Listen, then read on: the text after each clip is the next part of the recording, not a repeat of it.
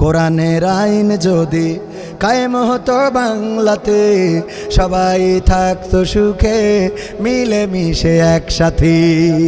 শান্তি পেত সব মানুষে দুনিয়ায় আখেরাতে।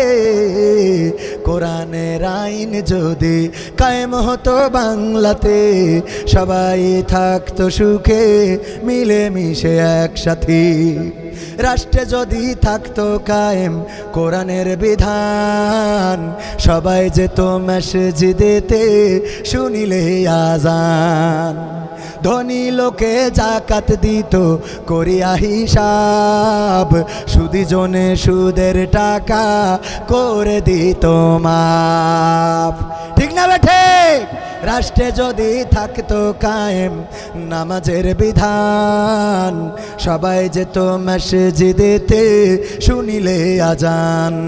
ধনী লোকে যাকাত দিত করিয়া হিসাব, সুদি জনে সুদের টাকা করে দিত মাফ।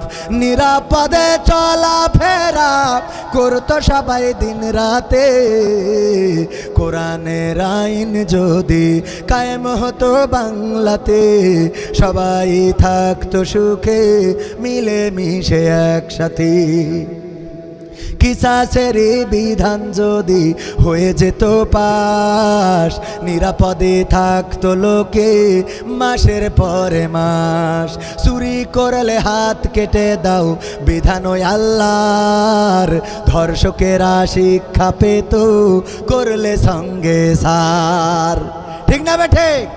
সঙ্গে সার করলে জেনা করার মতো কোন লোক কি পাওয়া যেত? কিসাসের বিধান যদি হয়ে যেত পাশ, নিরাপদে থাকতো লোকে মাসের পরে মাস। চুরি করলে হাত কেটে দাও বিধান ওই আল্লাহর, ধর্ষকেরা শিক্ষা পেত করলে সঙ্গে সার। সেই আইন করিতে কায়েম, সেই আইন করিতে কায়েম, এসো হাত রাখি হাতে। কোরআনের আইন যদি কায়েম হতো বাংলাতে, সবাই থাকতো সুখে মিলে মিশে একসাথে।